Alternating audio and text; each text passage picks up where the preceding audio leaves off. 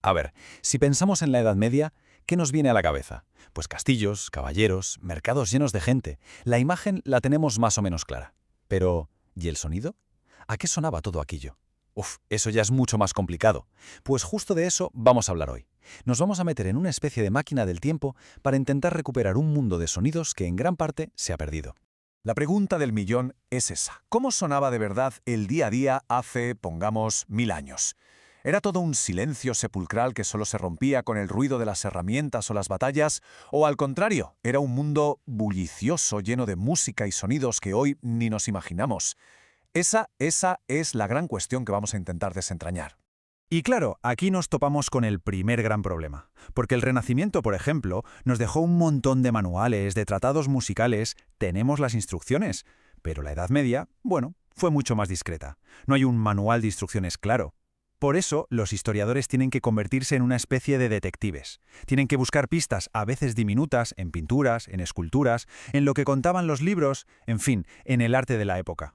Vale, pues esta es la ruta que vamos a seguir. Primero, los instrumentos de viento, que eran como la voz pública de la época. Luego pasaremos a la cuerda, mucho más íntima. Después, el ritmo, la percusión, claro. Y para terminar, juntaremos todo para ver cómo sería esa gran orquesta medieval. Venga, pues empezamos. Instrumentos de viento. A ver, para que nos entendamos, eran como los altavoces de la Edad Media. No había otra cosa, claro. Su sonido era potentísimo, perfecto para que se oyera bien lejos, en una batalla, en una procesión, cuando el rey hacía un anuncio. Eran literalmente la voz de la comunidad.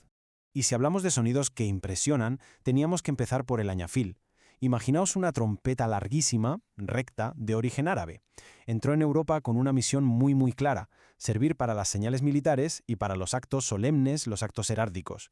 O sea, que escuchar un añafil era escuchar el sonido del poder, de la autoridad, no había duda. Claro. Y esto nos lleva a un lío bastante habitual, porque si leemos textos de la época, vemos que hablan de cuerno, de trompa, de bocina, y parece que es todo lo mismo.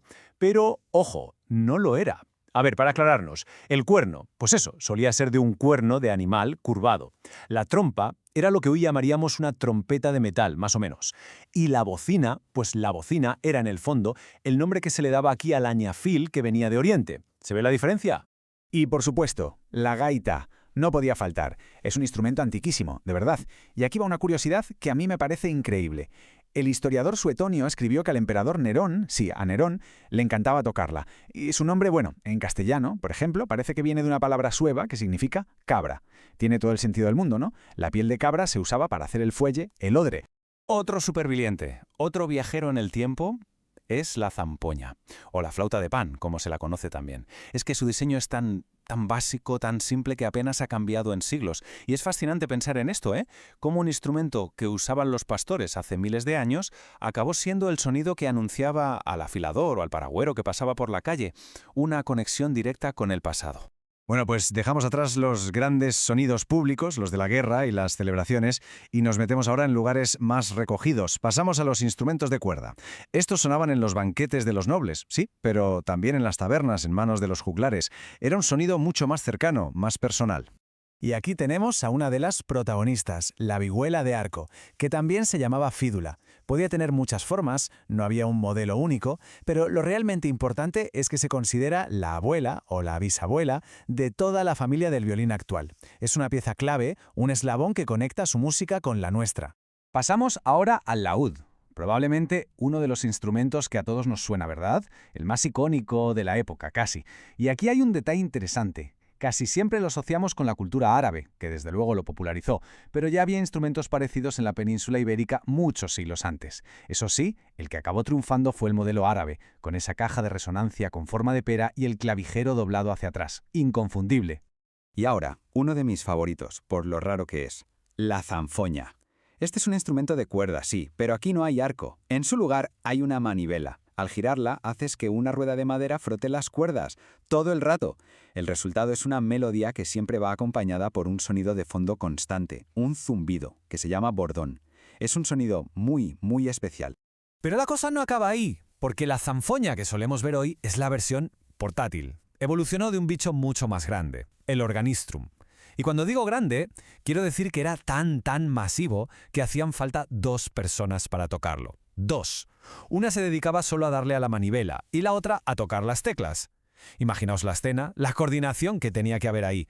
Y llegamos al pulso, al ritmo. La percusión, el corazón de la Edad Media. Marcaba el paso de los soldados, marcaba el ritmo de los bailes, marcaba hasta la cadencia del trabajo en el campo. Era ni más ni menos que el latido de la vida cotidiana. Mirad esto. Es un atabal. El abuelo de los timbales que vemos hoy en las orquestas.